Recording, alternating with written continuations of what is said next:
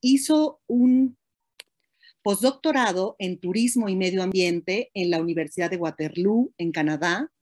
Actualmente es investigador titular en el Instituto de Geografía de la UNAM, en donde desarrolla las líneas de investigación sobre las geografías regional, del turismo, de los animales y alrededor de 100 artículos primarios. Ha sido responsable de varios proyectos financiados por el CONACYT y la DEGAPA. El más reciente trata de un análisis posthumanista sobre los animales y el turismo. Tiene el SNI 1 y el PRI-DD, es miembro de la Academia Mexicana de Ciencias y fue presidente de la Academia Mexicana de Investigación Turística, AC, y también fue secretario académico del Instituto de Geografía de la UNAM. A continuación, tengo el gusto de presentarles al doctor Gino Yafet Quintero Venegas, quien es licenciado, maestro y doctor en Geografía por la UNAM. Realizó una estancia postdoctoral en el programa universitario de bioética. Actualmente es investigador asociado de tiempo completo en el Instituto de Investigaciones Sociales de la UNAM y sus líneas de investigación son el turismo y el espacio, el turismo y el antiespecismo, el turismo y el medio ambiente, ética animal, ética ambiental, estudios críticos animales. Él es profesor de las asignaturas de Geografía y Ética, así como de Zoogeografía en la licenciatura de Geografía de la Facultad de Filosofía y Letras, también de la UNAM, de Ética, Territorio y Medio Ambiente en el posgrado de Geografía. Es cocoordinador del Seminario Permanente de Estudios Críticos de Turismo y del Seminario Permanente de Estudios Críticos Animales. Actualmente es candidato al Sistema Nacional de Investigadores. Es un gusto tenerlos a los dos aquí. Gracias por aceptar la invitación. Les recuerdo a todos nuestros profesores y profesoras que están inscritos al curso que mantendremos los micrófonos cerrados y tomaremos las preguntas del chat para hacérselas tanto al doctor Yafet como al doctor Álvaro en cuanto termine su plática. Pues sin más, muchas gracias. Estamos muy honrados y honradas de tenerlos aquí. Pues adelante, el foro es suyo. Bueno, pues muchas gracias, doctora Ángeles Cancino, por esta presentación, por un lado, y por otro lado, por la invitación y por todo el trabajo que tú y el equipo que tienes a tu cargo, pues han desarrollado con esta actividad y muchas otras dentro de la Facultad de Ciencias en la cual tú trabajas. Entonces nos sentimos muy honrados de estar aquí, emocionados, y siempre se sienten maripositas en la panza cuando uno va a iniciar algo nuevo. Y nunca los nervios lo dejan a uno, pero eso es buen síntoma, ¿no? Nos decía una profesora emérita del Instituto de Geografía que cuando eso no se sintiera, dejaríamos de hacer las cosas con esa emoción, ¿no? Que normalmente sentimos. Bueno, sin más, me imagino que después el doctor Quintero, cuando toque su parte, se presentará. Yo les agradezco mucho a todas y todos quienes están aquí y voy a compartir mi pantalla para que puedan ustedes apreciar lo que preparamos para ustedes. ¿O ya está compartida, Yafet, la pantalla? Ya puse yo la presentación. Ah, ok. Es que me aparecía aquí un mensaje. Bueno, entonces, pues básicamente la discusión, nuestra propuesta es en torno a una discusión sobre el poshumanismo y el antropoceno. Dos aspectos que sin duda alguna están íntimamente ligadas y que tienen, digamos, visos, vínculos, relaciones, a veces muy fuertes, a veces un poco más matizadas en términos de lo ético, ¿no? Uno de los temas que el doctor Quintero y yo hemos trabajado últimamente es justamente estos dos categorías de análisis, ¿no? Poshumanismo y antropoceno, a través de los animales no humanos, pero sin duda alguna también toca a los animales humanos, ¿no? A los Homo sapiens. Entonces, sobre esto trata esta sesión de este curso. Para entender esto, básicamente tenemos cuatro grandes paradigmas, ¿no? Grandes formas de reflexión en este sentido. Y digamos, sobre estas nos vamos a detener con un poco más de detalle. Nada más se las presentamos en esta diapositiva de manera más sintética. Y una es el animismo, ¿no? El paradigma del animismo o de la visión animista, que digamos que está presente en el ser humano desde sus orígenes, ¿no? Hasta la revolución agrícola. Básicamente, cuando hablamos de esto, nos estamos refiriendo al momento de la sedentarización, digamos, del ser humano, que tuvo diferentes momentos según el área geográfica específica, ¿no? De nuestro planeta. Y que ha empezado su ocaso, el animismo incluso está presente aún en nuestros días, pero hubo un ocaso claro a partir de de los 10,000 últimos años a la fecha, como ya les comento, con la sedentarización. Ahorita vamos a ver más a detalle. El segundo paradigma es el del teísmo, es decir, la creencia en dioses, pero ya no desde el punto de vista animista, sobre todo del monoteísmo, muy particularmente, y esto sobre todo se da de la revolución agrícola, ¿no? Hacia el fin del medievo. Luego, un tercer paradigma es el del humanismo.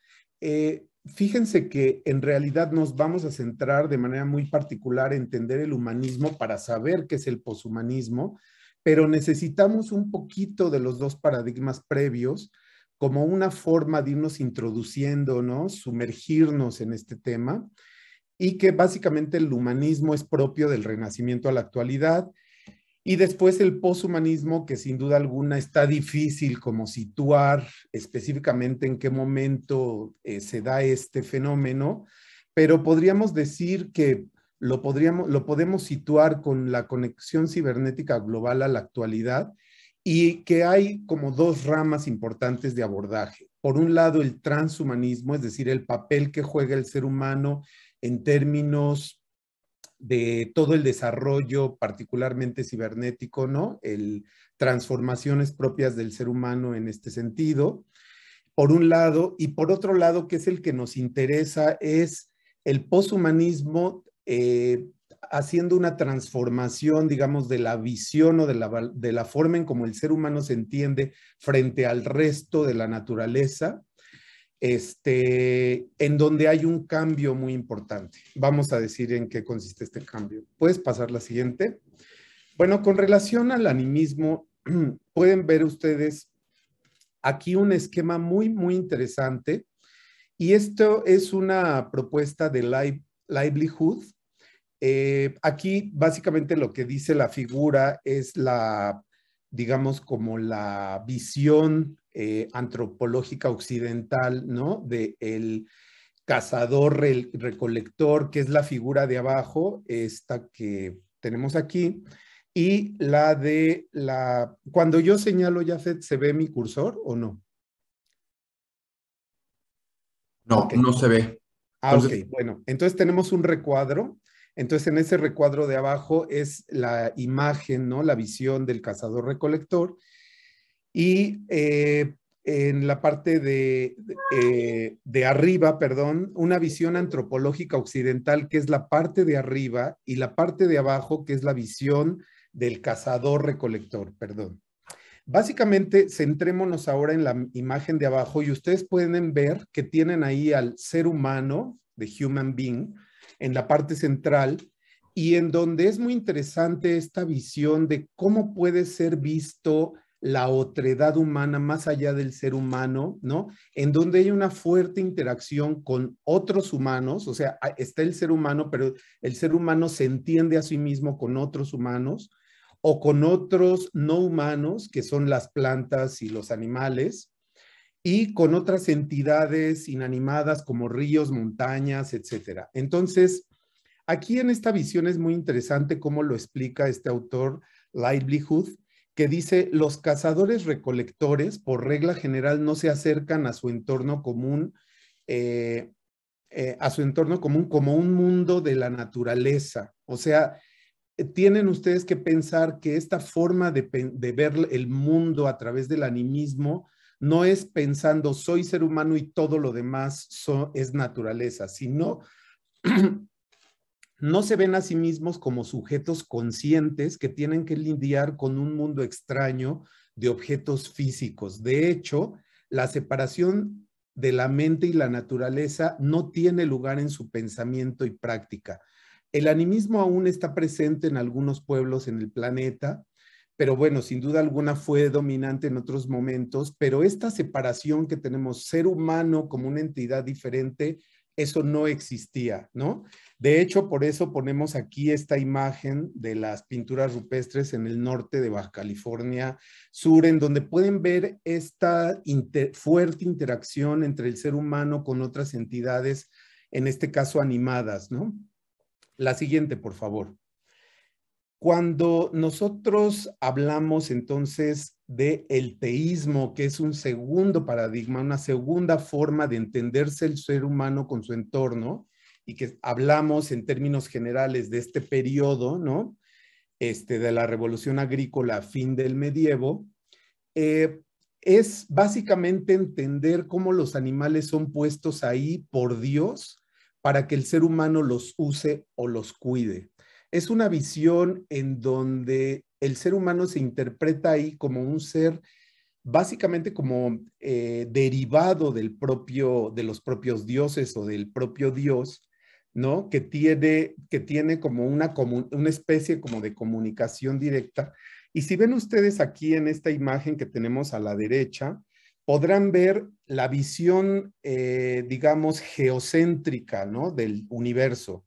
Tenemos entonces aquí a nuestro planeta y si ven ustedes, en el mero centro tenemos al ser humano, y luego este ser humano con un entorno natural que incluye sin duda alguna los animales y que alrededor de este planeta están las estrellas, están las nubes, etcétera. Y más allá de esto está ese Dios que está en ese contacto directo. Entonces, es esta noción de ser un ser humano digamos, en contacto o dependiente de alguna manera de un Dios. Esto se ha analizado ampliamente, por ejemplo, en relación con los animales. Tienen aquí el título de este libro y pues eso caracteriza en términos muy generales la relación de entenderse el ser humano con su mundo, la que sigue en este periodo. Y el que más nos interesa, este periodo humanista y luego poshumanista, esta visión es un cambio radical. Por eso es importante entender las visiones previas, porque aquí, como pueden ver ustedes, el humanismo es este nacimiento, es este renacimiento, como se entiende, ¿no? Del ser humano, en donde el ser humano cae en cuenta que está finalmente solo. O sea que la figura de Dios va perdiendo peso en las relaciones con el ser humano y el ser humano consciente que es responsable de sí mismo y que lo que tiene es a sí mismo. Una especie como de orfandad, pero también al mismo tiempo una especie como de seguridad que el Dios en sí mismo es el ser humano, o sea que no hay nada más allá sino el ser humano, ¿no? Entonces la visión de que el ser humano está centrado en función de su cerebro, de su razonamiento, como pueden ver ustedes aquí en este dibujo de Leonardo da Vinci, toma un papel muy importante. Aquí tienen una imagen pues, de una parte muy importante que representa ¿cómo se llama? Como fresco que está en la biblioteca. Tiene otro nombre, pero ahorita me acuerdo que está en la Biblioteca Central y que es la imagen heliocéntrica del mundo, a diferencia del anterior, ¿no? Del teísmo, que es geocéntrica, aquí es heliocéntrica. Aquí lo que nos representa es muy interesante porque la Tierra está derivada del Sol e indica ya la imagen de la ciencia, el peso que tiene la ciencia para entender ya el mundo, ¿no? Y en este momento, el mundo, la confianza que el ser humano tiene en poder discernir y poder disectar y poder conocer los cuerpos, el mundo, quién habita este mundo, quién es el mundo, pero sobre todo con la atribución que los seres humanos nos damos de poder explorar ese mundo y poder hacer uso particularmente de animales en laboratorios. La que sigue, por favor. Y bueno, antes de entrar al poshumanismo es importante, básicamente encuadrar a qué nos referimos. Una de las personas que más ha trabajado este tema a nivel mundial es Carey Wolf, en este libro que les estamos poniendo aquí, y que, entre otras valoraciones, él señala que el humanismo es un enfoque para poder entender, insisto, qué es poshumanismo. Pues tratemos un poquito de desmenuzar esto del humanismo, ¿no? Que es un enfoque filosófico que ha posicionado al ser humano como superior frente a lo que él mismo ha denominado naturaleza y que se basa en una dicotomía humanidad-animalidad, y que, a saber, lo humano se logra al escapar o representar no solo sus orígenes animales en la naturaleza, lo biológico y lo evolutivo, sino al trascender los lazos, la materialidad y la encarnación por completo. Es decir, aquí pues digamos, el humanismo es el hecho de confiar en que el ser humano es una cosa es contraria, ¿no?, a lo que significa la naturaleza, y entonces el poshumanismo, digamos, confronta esta idea, ¿no? Para que vayamos abriendo un poco esto. En la que sigue, por favor. Entonces, en el humanismo es esta confianza de que el ser humano es un ser superior, ¿no?, frente al mundo natural, y esto se dispersó ampliamente en la Europa renacentista a partir de algunos de los puntos que señalamos nosotros aquí, ¿no?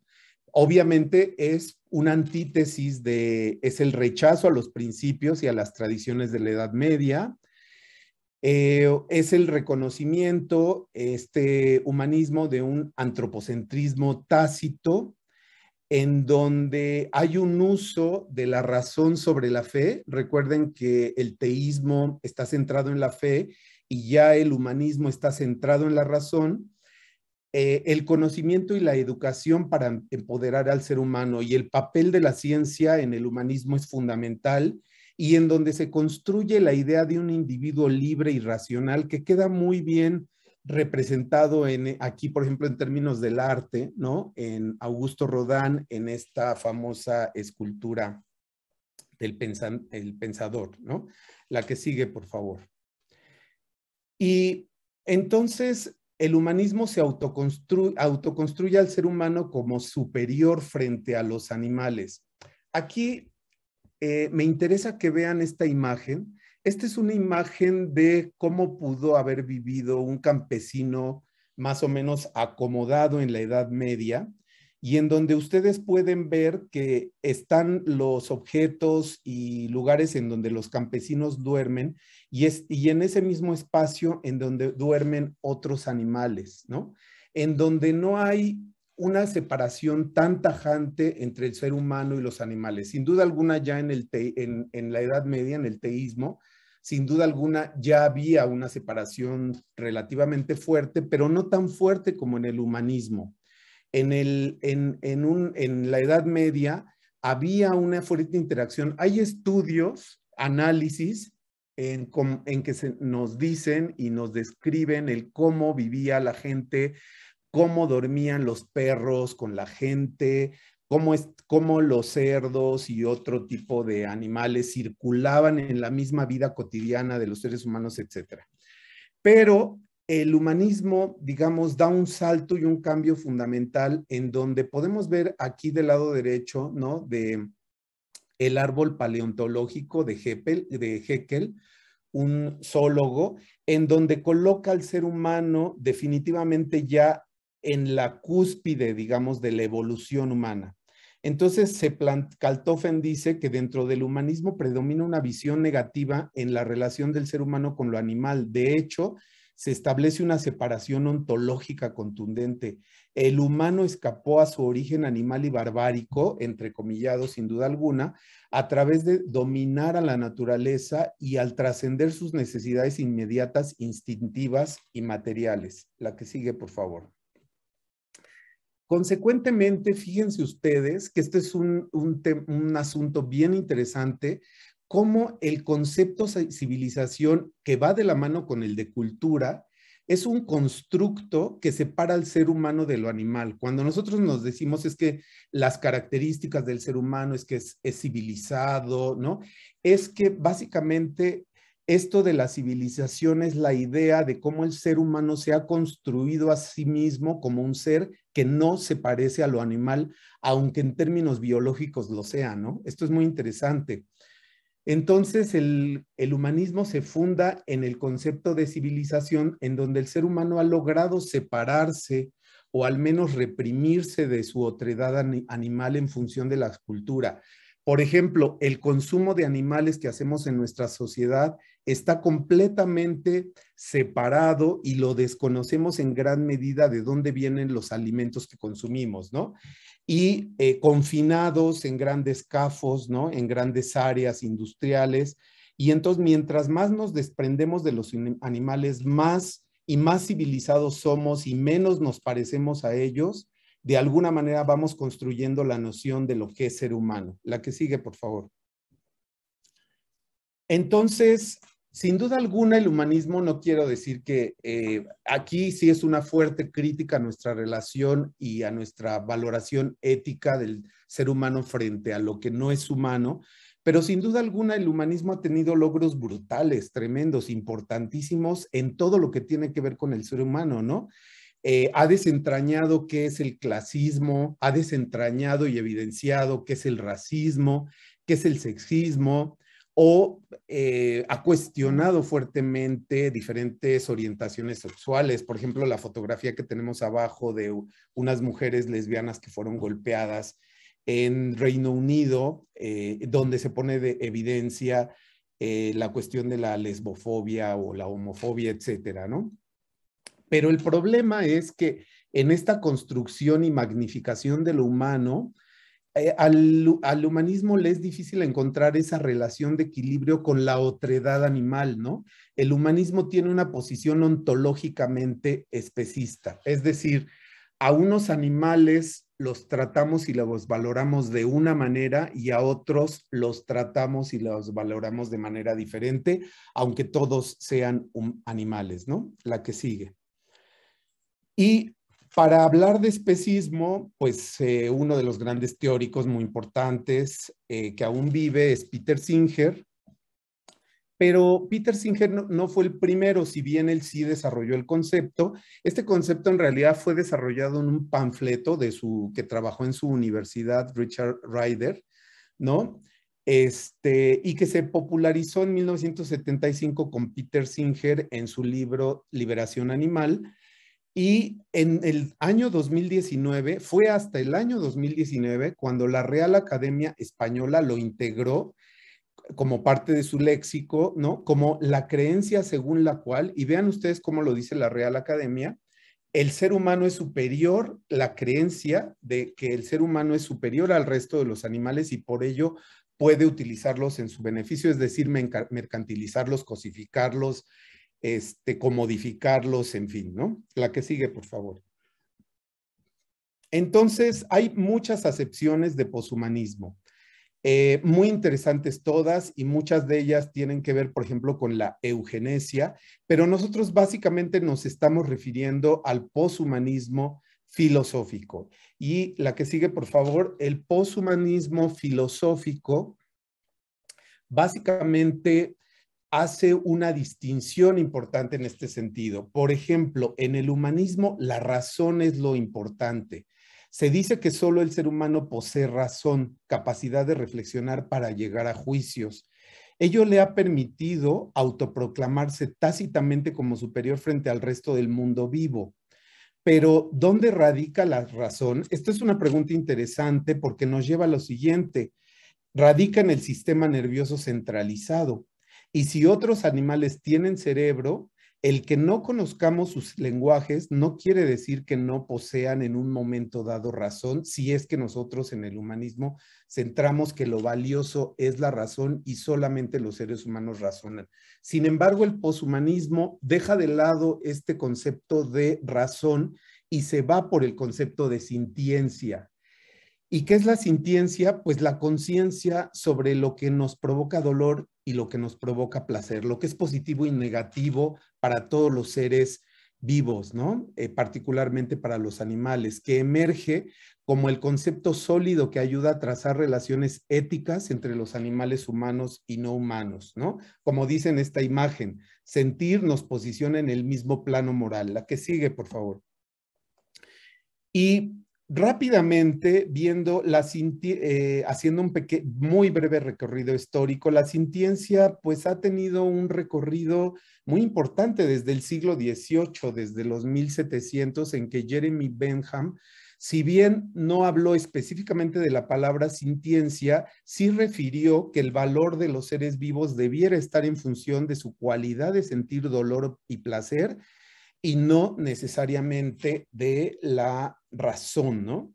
Luego Peter Singer habló de esta palabra, como ya les dije, en el 1975, y luego estos autores han venido trabajando con más fuerza esta categoría de análisis, y luego en el 2012 se firmó la Declaración de la Conciencia de Cambridge, o de Cambridge sobre la conciencia, en donde estuvieron presentes varios neurocientíficos. Aquí tenemos a Stephen Hawking, quien estuvo en esta reunión. Si pasamos la siguiente, por favor. Y pueden aquí ver el acta que fue firmado por todos estas y estos científicos. Y miren, básicamente lo que dice este texto es que existe una capacidad en aquellos animales que tengan sustratos neuroanatómicos de la capacidad de exhibir comportamientos deliberados, es decir, intencionados, no nada más el ser humano, sino aquellos animales que posean estas condiciones. Por lo siguiente, el peso de la evidencia indica que los seres humanos no son los únicos que poseen estos sustratos neurológicos. Esto es lo que dice un párrafo de este documento que pueden ustedes aquí ver con una botella, supongo, de vino o de champán o de algo así.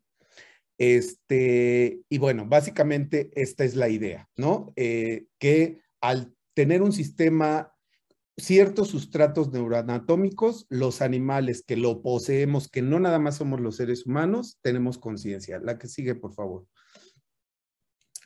Y esto no ha quedado solamente ahí. Esta discusión incluso ha sido llevada más allá del plano científico, ¿no? De este conjunto de científicos y científicas, la mayoría que estudiaban o que en ese momento el cerebro, ¿no? En 2012.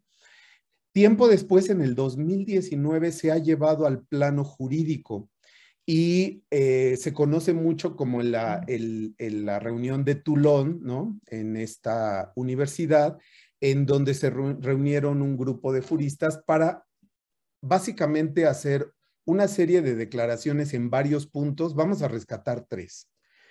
Y son puntos que tienen que ver sin duda alguna con el poshumanismo, es decir, situar al ser humano en una posición de igualdad moral con respecto a otros animales no humanos. Y esto es que el conocimiento actual sobre los animales demanda de una perspectiva jurídica nueva, que los animales deben considerarse universalmente como personas y no como cosas, y que los animales no humanos merecen tener derechos legales y ser protegidos por la ley, al igual que los seres humanos. La que sigue, por favor. Y bueno, aquí estos autores que tenemos aquí, que ya tienen una producción académica importante, básicamente concluyen lo siguiente, que el poshumanismo conduce a una reinterpretación de las visiones tradicionales en la relación entre animales humanos y no humanos, y que se ha ido fortaleciendo una visión antiespecista. Es decir, teniendo como punto de partida, digamos, la sintiencia que apela a la conciencia, entonces se evidencia que hemos sido especistas, ¿no? Y que entonces el poshumanismo debiera velar por un antiespecismo. Kaltofen, la mujer que ven ustedes en la imagen, dice o señala que los debates sobre el poshumanismo se asocian con un mayor impulso para ir más allá de lo humano en términos de especies e incluir en nuestro análisis de la política humana, es decir, en la organización y en la toma de decisiones, a los animales no humanos, a otros organismos vivos y a los otros componentes orgánicos de nuestro ecosistema. La que sigue, por favor. Entonces aquí ya estamos metidos plenamente en una visión poshumanista. Bueno, ahora sí le dejo la palabra al doctor Quintero y ahorita ya nos vemos para preguntas y respuestas. Bueno, pues muchísimas gracias por todo este primer panorama dado de qué es el posthumanismo. Y efectivamente surge la duda con el posthumanismo de qué se tendría que incorporar moralmente o éticamente a la consideración para hacer un mundo más justo, un mundo más equitativo, un mundo donde se generen relaciones de mayor equidad. Entonces, a partir de descentrar al ser humano de su posición de privilegio, surgen por lo menos tres posturas éticas que se contraponen al antropocentrismo, o al menos eso pretenden hacer, ¿no? Y que van buscando la manera de que poco a poco se incorporen estos elementos que históricamente habían estado invisibilizados en la naturaleza como parte de todo ese privilegio. En primer lugar, o la primera postura que surge para tratar de construir al antropocentrismo en términos éticos y morales es el biocentrismo. En el momento en que surge el biocentrismo, a finales del siglo XX, va a ser muy interesante cómo a todos los seres vivos se les da el mismo valor ético, ¿sí? En una primera instancia, hablar de un biocentrismo sí que fue un fuerte atentado a la cuestión ética del antropocentrismo, porque jamás se nos había ocurrido que los otros seres vivos podrían tener una valoración moral. Y sin embargo, para este momento, el simple hecho de decir que todos los seres vivos tienen el mismo derecho a existir y a desarrollarse con total libertad, sí que fue una afrenta a esta forma de pensar completamente humanista. Lo que es muy cuestionable del biocentrismo, por ejemplo, a pesar, repito, de que fue una primera etapa, un primer mecanismo para ir deconstruyendo el antropocentrismo, es que cuando se tienen que tomar una serie de decisiones frente al bienestar de ciertos individuos, el biocentrismo genera o puede generar algún tipo de conflicto ético y moral en algún sentido. Por ejemplo, si se le está otorgando el mismo valor a todos los seres vivos, imagínense una persona, un individuo humano, que tiene que tomar antibióticos para poder sobrevivir. El biocentrismo diría, entre otras cosas, que tanto las bacterias o los microorganismos como el mismo ser humano tienen ese mismo derecho a existir. Por supuesto, sí que esto generó mucho conflicto porque la idea de que todos los seres vivos exactamente por igual de todos los reinos están en el mismo estatus, tiene una concepción proveniente de pensares místicos. Pensemos por ejemplo en la cuestión de la teoría de Gaia, espirituales y religiosos, ¿sí? Pero bueno, como les dije hace un momento, esta idea del biocentrismo fue una primera aproximación a tratar de deconstruir el pensamiento antropocéntrico que regía la vida en el humanismo. En un segundo sentido, viene la idea del ecocentrismo, en pensar que lo más importante es la naturaleza y el ecosistema. Y que de hecho me atrevo a decir que incluso en estos momentos es la postura ética o la postura bioética que más se ha aceptado para generar planes de desarrollo económico. Pensemos en el caso, por ejemplo, de la sustentabilidad, de la sostenibilidad, del capitalismo verde, el ecologismo y el ambientalismo, por ejemplo. En este sentido, el ecocentrismo lo que plantea como primer elemento, como primer objetivo, es que las entidades abstractas como los ecosistemas son los entes realmente importantes. Sigue siendo una creencia porque nosotros como individuos, nosotros como seres humanos, hemos regionalizado al mundo a partir de una serie de elementos físicos, elementos naturales, a los cuales les hemos llamado ecosistemas. Lo que es súper complejo de esta situación es que primero, no podemos pensar que los ecosistemas sigan funcionando en estos momentos como funcionaban hace 500 millones de años o 100 millones de años. Y sin embargo es como un imaginario que se tiene. El otro punto también que es muy cuestionable del ecocentrismo es que a pesar de que en el discurso está presente la idea de que la naturaleza o los ecosistemas son lo más importante, el ser humano se percibe a sí mismo como una autoridad que es el protector de la naturaleza, el arquitecto de los ecosistemas, pero que al mismo tiempo pareciera ser que está fuera del ecosistema. O sea, son las otras especies y el ser humano como el protector mismo de la naturaleza. Y pensemos en algunas prácticas que se llevan a cabo a pesar de posturas ecocéntricas que en el fondo siguen legitimando la superior del ser humano como un arquitecto del mundo natural. El turismo cinegético. El turismo cinegético, que es esta práctica en la cual la finalidad es ir a cazar a un animal no humano, se respalda en el argumento de la conservación. Hay que cazar a un animal, a un individuo de una especie, con tal de que vivan todas las demás.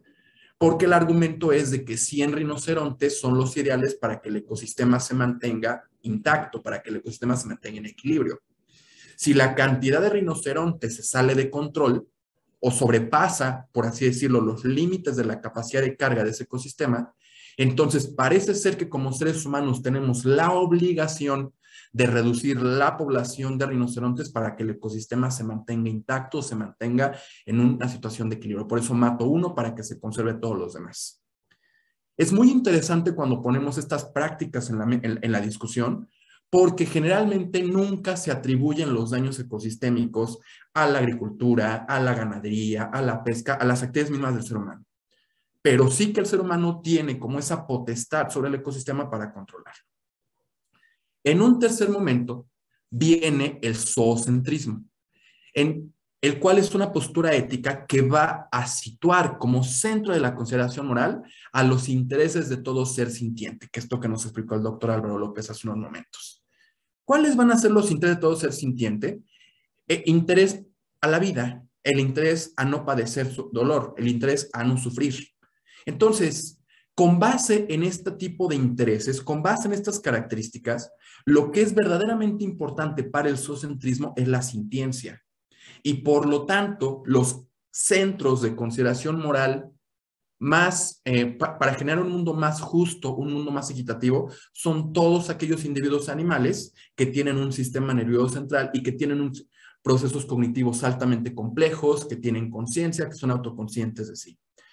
El zoocentrismo, a diferencia del biocentrismo y a diferencia del ecocentrismo, no es por sí misma una creencia porque se respalda en una serie de bases científicas como son la presencia del sistema nervioso central y la declaración de la conciencia de Cambridge. ¿Sí? Sin embargo, parece ser que todavía en estos momentos las políticas ambientales, la misma consideración moral, no considera el zoocentrismo como una postura muy viable, por así decirlo. No gusta tanto el zoocentrismo porque esto implica que tenemos que replantearnos una serie de prácticas las cuales hemos normalizado históricamente. Pensemos, por ejemplo, en el mismo concepto de recurso natural. Cuando hablamos de un recurso, podemos pensar en un árbol, podemos pensar en el agua, podemos pensar en el suelo, podemos pensar incluso de una manera muy normalizada en cualquier animal no humano. Es una parte interesantísima del ecocentrismo que ve a las otras especies como si fueran recursos porque el ser humano tiene la potestad frente a ellas. Por supuesto que el zoocentrismo no percibe a las otras especies como recursos porque ¿cómo se le va a percibir como algo que es cosificable, como algo que es mercantilizable a un individuo que tiene mente, a un individuo que tiene sintiencia, a un individuo que sabe qué es? ¿Sí? Dicho esto, el zoocentrismo entonces se posiciona como la postura ética más congruente del posthumanismo, y si es así, entonces hay una serie de efectos éticos que se tendrían que seguir para ir manteniendo esta congruencia lo más perfectamente posible. En primer lugar tenemos al antinatalismo, en un segundo lugar tendríamos una dieta basada en plantas, en un tercer lugar tenemos una intervención en la naturaleza y en un cuarto lugar tendremos al decrecimiento económico. Entonces, para entender el antinatalismo, tenemos también que empezar a hablar del mismo concepto de antropoceno, ¿sí? Si ustedes se ponen a reflexionar muchísimo en los planes de conservación, así como la cuestión del turismo cinegético o los planes de conservación en los cuales de repente escuchamos están controlando poblaciones de otras especies porque son vistas como plagas, lo primero que surge o la primera duda que surge dentro del posthumanismo con respecto a la población, a la sobrepoblación de otras especies es: ¿y por qué la única especie en el planeta la cual no tiene sobrepoblación es la de los seres humanos? Es la de Homo sapiens. Cuando resulta ser que el crecimiento de la población de los seres humanos con respecto a todas las otras especies ha sido caótica, ha sido de forma exponencial, ¿sí? Basta con ver esta imagen que tenemos aquí presente para darnos cuenta cómo Homo sapiens es una especie que ha crecido, prácticamente sin un control. Y el discurso institucional que se maneja principalmente en las ciencias sociales es: no es que haya una sobrepoblación por parte de Homo sapiens, es que hay un mal manejo de los recursos naturales, que hay un mal reparto de los recursos. A ver, sí, por un lado es muy cierto de que hay individuos Homo sapiens que tienen un acceso a los recursos que es mucho mayor que el de los otros. Pero aquí viene una idea que yo he estado reflexionando en los últimos años, no años, posiblemente meses, ¿sí? Que es la siguiente. Si nosotros no consideramos a los animales que son utilizados como el ser humano para poder sobrevivir, pensemos animales de compañía o animales mal llamados para consumo, cualquier otro animal que se encuentre en una situación de vida en el mundo natural va a utilizar muchos menos recursos que cualquier Homo sapiens en el planeta. Por ejemplo, un Homo sapiens en condición de pobreza va a utilizar más recurso plástico, más recurso cobre, más recurso agua, más recurso suelo, más recurso aire, más recurso, no sé, petróleo, el que ustedes me digan, que cualquier otro animal, cualquier otro individuo del reino animal. No sé, pensemos en algún tapir en la selva amazónica. ¿Cuál será la demanda de ese tapir con respecto al petróleo, con respecto al cobre, con respecto al litio, con respecto, no sé, a tierras raras?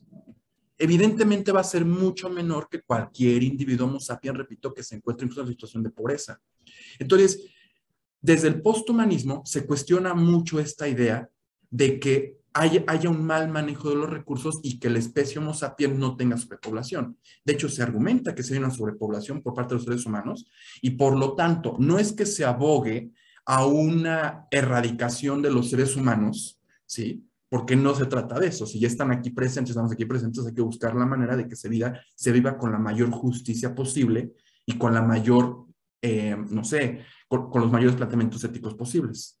Entonces se apuesta muchísimo por un antinatalismo como una postura ética y política en la cual lo que se busca es que las personas que estén verdaderamente preocupadas por el entorno, preocupadas por la naturaleza y que sepan o entiendan que el ser humano se encuentra en una posición no de privilegio, sino de igualdad frente a todo el mundo natural, tendrían que decidir de forma propia no tener hijos para no contribuir con esa superioridad o supremacía del ser humano, ¿sí?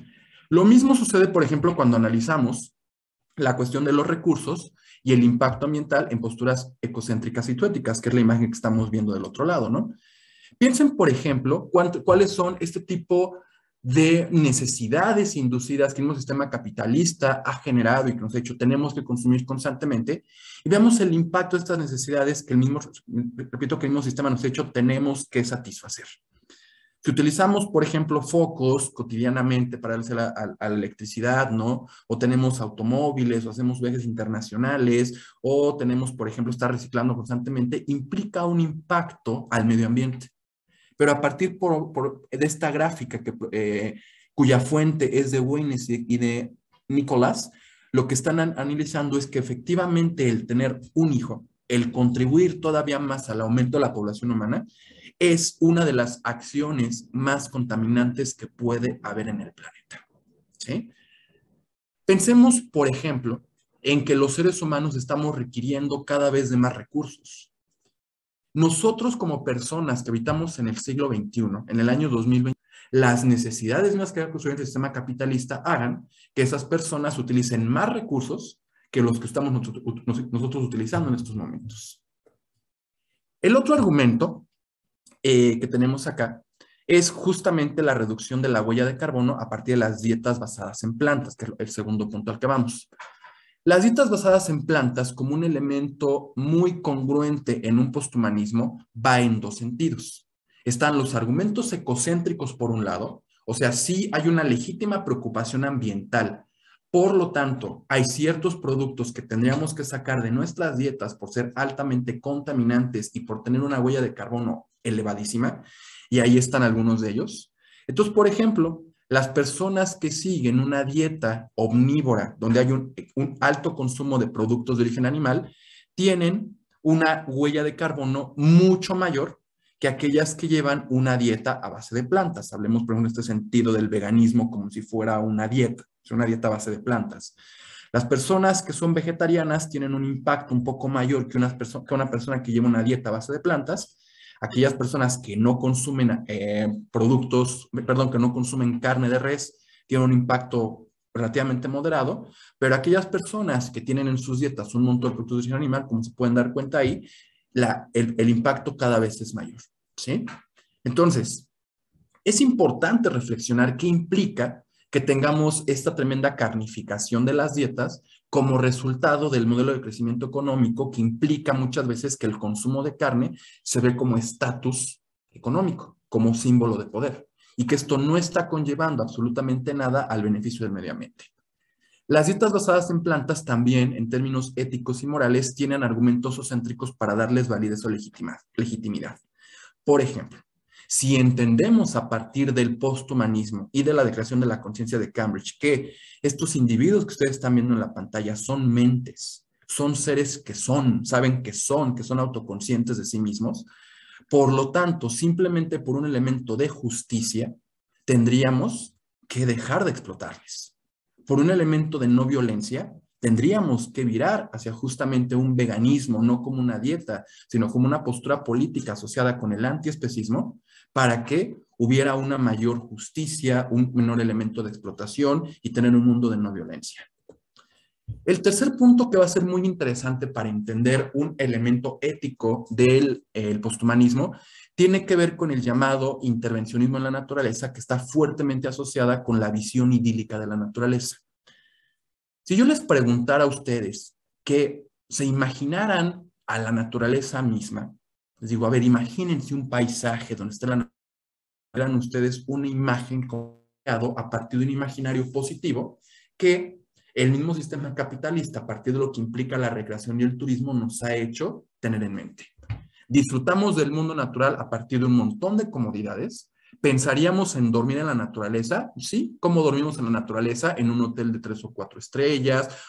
Cuando acampamos lo hacemos con las mayores comodidades posibles. Tenemos una serie de avances tecnológicos que hacen que disfrutemos de la naturaleza muy diferente a como disfrutarían, entre comillas, de la naturaleza las otras especies animales. Tenemos un mecanismo de culturización y realmente disfrutamos de la naturaleza pues por todo esto que estoy diciendo. Si viviéramos esa naturaleza realmente como las otras especies la viven, habrá que ver si tendremos una visión idílica del mundo natural. Nos imagínense estar en un espacio natural y estar siendo cazado por mosquitos sin que tuviéramos un repelente a la mano. Esto lo que quiere decir es que nosotros, en esta visión idílica de la naturaleza, hemos intervenido en ese mundo natural para que disfrutemos de la naturaleza a partir de nuestros propios privilegios como especie. Es muy interesante cuando hablamos del mundo natural y lo asociamos fuertemente con un humanismo, con esta postura que ya se explicó aquí, en la que el ser humano se ha visto históricamente como el centro, el benefactor máximo de esa naturaleza, porque hay una serie de fenómenos naturales que han estado presentes durante todo el tiempo que el mismo planeta Tierra tiene de formación, pero que con nuestra acción como seres humanos se han potenciado. Entonces pensemos, por ejemplo, en un incendio. Los incendios no hay duda alguna que son naturales. Pues esto nos queda claro. Pero habrá que ver si ha habido una intervención por parte del ser humano para que estos incendios sean cada vez más frecuentes. Nos gustaría vivir un incendio en la naturaleza y disfrutar de esa naturaleza como, entre comillas, disfrutarían del incendio. Por supuesto que no disfrutan del incendio, ¿no? Otras especies. O tendríamos una serie de mecanismos para tratar de solventar los problemas que esa naturaleza, cuando no tenemos una visión idílica, está causando. Lo mismo puede pasar, por ejemplo, con el caso de las sequías. Las sequías son fenómenos naturales, las cuales son tremendas para muchas especies porque en caso de que no exista agua, no tienen la posibilidad de abrirle a una llave en la comida de su hogar para que salga esa agua, ¿sí? Muchas de las especies mueren en temporada de sequía, los individuos mueren en temporada de sequía porque no pueden satisfacer ese recurso, esa necesidad. Y nosotros como seres humanos, pues no decimos hay que disfrutar del mundo natural esperando a que nos caiga la lluvia para poder llenar nuestros tinacos, por así decirlo. Los huracanes como fenómenos naturales pasa algo muy similar. Los huracanes están presentes en cierta temporada del año, pero resulta que los huracanes cada vez son más fuertes de acuerdo con estudios meteorológicos. O sea, cada vez hay más huracanes categoría 4, categoría 5, e incluso se han reportado huracanes que tienen vientos de más de 500 kilómetros por hora, como el huracán Patricia, que azotó la costa de Puerto Vallarta, de Jalisco, hace 7 años, perdón, ¿sí? Entonces, ¿qué está pasando? O sea, ¿qué está pasando con este mundo natural a partir de las acciones del ser humano? Esto lo que está conllevando es que la vulnerabilidad de las otras especies frente al mundo natural sea cada vez mayor. Si hay una mayor vulnerabilidad que el mismo ser humano ha buscado la manera de protegerse para minimizar esa vulnerabilidad, el ser humano ha conllevado a tener un mecanismo de supervivencia que las otras especies no tienen. Y aquí, para entender esto, tendremos que hablar un poco del concepto de antropoceno, ¿sí? Porque todo este mundo natural, ya lo vimos, tenemos una visión muy idílica de lo que es la naturaleza. Pero hay una serie de fenómenos que implican sufrimiento, que implican desastre, que implican destrucción, y en los cuales evidentemente las otras especies no pueden tan fácilmente adaptarse, y cuando le sumamos la acción del ser humano frente a frente al mundo natural que potencia y cataliza estos fenómenos, por supuesto que ninguna otra especie animal en el planeta va a tener una capacidad de evolución tan rápida para poder adaptarse a las nuevas condiciones que el ser humano está creando en el planeta. Eso es el antropoceno. El antropoceno básicamente se define como una época geológica en la cual el ser humano está funcionando como un modelador a escala planetaria de las diferentes esferas del planeta Tierra. La esfera geológica, la esfera hídrica, la esfera atmosférica, ¿sí? Cuando se habla de un antropoceno, hay un fuerte debate en dónde situar este periodo geológico porque no hay un consenso temporal. No hay un consenso temporal porque hay diferentes ejemplos en los cuales el ser humano ha transformado ecosistemas de una manera masiva, generando, transformaciones prácticamente de carácter global. Por ejemplo, hay quienes aseguran que las transformaciones que ha tenido el ser humano frente a todo el mundo natural provienen exclusivamente desde la llegada al mundo del sistema económico capitalista. Y se le ha propuesto el nombre de capitaloceno justamente por este mecanismo de extracción y de explotación de recursos naturales que han conllevado a una fuerte degradación en el planeta. Parece ser que sí, desde el momento que tenemos adoptado un sistema económico capitalista, las condiciones del planeta han cambiado de una manera muy rápida, se han liberado más gases de efecto invernadero, se han contaminado más los mantos freáticos, se han deforestado mucho más bosques, se ha generado una mayor sequía. Parece ser que sí. Pero haciendo una mirada a través del tiempo, hay momentos clave en la historia del ser humano donde el sistema económico capitalista no funcionaba, no estaba presente y que implicó una tremenda destrucción de ecosistemas que tuvieron repercusiones de carácter global. Por ejemplo, pensemos cuando el ser humano, los Homo sapiens, mucho antes de que existiera el sistema económico capitalista, se les ocurrió quemar el continente australiano para acabar con ciertos depredadores y que tuvieran frente a sí un gran receptáculo de recursos naturales. ¿Sí? Pensemos en los koalas y en los canguros como especies. ¿Cuál es el mecanismo de supervivencia de un koala? Seguramente sonreír y ser, ¿cómo se llama? Tierno. ¿Qué pasó? ¿Por qué koalas y canguros, siendo herbívoros, pudieron desarrollarse en Australia de la manera que se desarrollaron y ser la especie dominante, ser el esteno? Pues muy sencillo, porque el ser humano acabó con los depredadores de estos animales muchísimo tiempo antes de que existiera el sistema económico capitalista, y entonces hubo una transformación de orden regional y que a veces parece que tiene repercusiones globales, que fue el hecho de que Australia como continente se desertizó. ¿Sí? Australia tendría que ser más húmedo de lo que realmente es, y hoy en día Australia es un gran desierto. El otro gran ejemplo que se tiene al respecto es cuando las poblaciones del norte de América acaban igual con los grandes mamíferos, con los grandes depredadores del subcontinente de América del Norte, y por lo tanto una especie en concreto, que es el bisonte, logra reproducirse por cientos, por miles, por millones, generando un ecosistema completamente diferente. ¿Sí? Hay un micrófono prendido, no sé si pudieran apagarlo, por favor.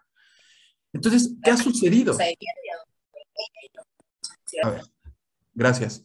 ¿Qué ha sucedido? O sea, cuando los seres humanos acaban con los depredadores, los ecosistemas se modifican, ¿no? sin que, repito, implique propiamente un sistema económico que implica extracción de recursos como lo conocemos actualmente. Parece ser entonces que estas transformaciones que ha tenido el ser humano frente al planeta no nacieron exactamente en el siglo XIX con el desarrollo del capitalismo industrial, sino que traen una historia detrás. Sin embargo, también parece ser que con el desarrollo del capitalismo se fueron potenciando y por eso está como este debate si es correcto decirle antropoceno, decirle capitaloceno, y hay diferentes interpretaciones al respecto. Yo, de forma muy particular, me quedo con el concepto de antropoceno, ¿sí? Dicho esto, con el antropoceno, perdón, me regreso un poco a la imagen pasada, es muy interesante, por ejemplo, porque el antropoceno se percibe o se ha establecido como si fuera una época geológica.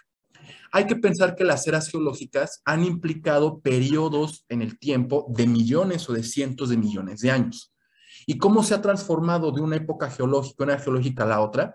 Se ha transformado el planeta a partir de extinciones masivas, generalmente provenientes de algún evento geológico, de algún evento externo, como sucedió, por ejemplo, en el Cámbrico, cuando en el Cámbrico, para pasar del periodo paleozoico al periodo mesozoico, hubo una serie de erupciones volcánicas, las erupciones siberianas, por ejemplo, que dieron origen a que se desarrollara una gran nube en el planeta que imposibilitó el paso del sol, de los rayos del sol, y que fueron acabando con vegetación y con especies, generando una gran extinción masiva y generando, por supuesto, una transformación biosistémica en el planeta. Después, cuando pasamos del Mesozoico al Cenozoico, que fue un periodo de tiempo de más o menos 250 millones de años, la hipótesis más aceptada es que un meteorito provino del exterior, cae en el planeta Tierra, y eso conllevó también una gran transformación del orden geológico, atmosférico, hidrológico, que acabó con las especies y dio origen a otras más. Estas transformaciones se han dado, como les digo, en periodos de tiempo relativamente largos, en eones, cientos de millones de años.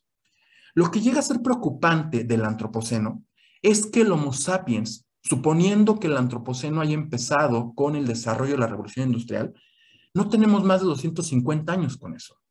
Y en 250 años, el Homo sapiens ha transformado a ritmos agigantados las condiciones atmosféricas, las condiciones hídricas, las condiciones geológicas del planeta.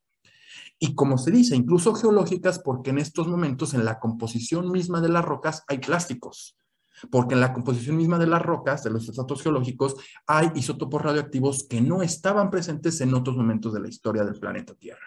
Entonces, es muy poco el tiempo en el que el ser humano ha funcionado como un modelador del planeta para realmente, o sea, para preocuparnos por lo que puede suceder más adelante con este periodo conocido como antropoceno. Dicho todo esto, entonces tenemos que reflexionar nuevamente en la cuestión del intervencionismo, porque si los cambios que ha generado el ser humano han sido a ritmos agigantados, han sido muy veloces comparados con los cambios que el planeta Tierra por sí mismo ha conllevado, por supuesto que las especies no tienen la capacidad de evolucionar para adaptarse tan rápidamente a estas nuevas transformaciones. Entonces está condenando a las especies a extinguirse, como lo estamos viendo y constantemente vemos en las noticias que quedan pocos individuos de una especie, pocos individuos de otra y se están condenando a la extinción. Aquí lo interesante de todo es que el ser humano ha intervenido a la naturaleza de diferentes formas, ¿sí? O sea, esta idea de que no se tiene que intervenir en la naturaleza, que tiene que dejar que los animales vivan su ciclo natural o su curso natural, primero hay que preguntarlo si realmente ese curso natural que viven las otras especies es algo verdaderamente natural.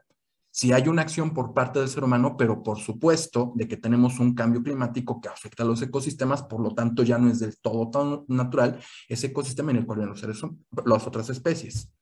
Bueno, es curioso cómo ha habido una negación hacia la intervención en la naturaleza cuando el ser humano lo ha hecho de forma muy constante para obtener un beneficio propio, un beneficio personal o el beneficio hacia ciertas especies. Y en algunas ocasiones estas intervenciones han sido muy negativas con el simple hecho de que el ser humano solamente se beneficia a sí mismo. Por ejemplo, un tipo de intervencionismo negativo que se tiene está fuertemente asociado con el turismo. Pensemos cuando los y las turistas buscan la manera de tener contacto con otras especies y que se implementa una serie de infraestructura para que el ser humano llegue a esos ecosistemas que habían estado completamente aislados del mundo humano y que el ser humano los utiliza para su propio beneficio, para obtener o una experiencia que le permita sentir que salió de la cotidianidad o una experiencia que permita acumulación de capital. Pareciera ser algo completamente inofensivo el hecho de que lleguen buzos a los espacios donde los tiburones blancos están comiendo para tomar fotografías, ¿sí? Para subirlas a redes sociales, por ejemplo, y vivir una experiencia extraordinaria.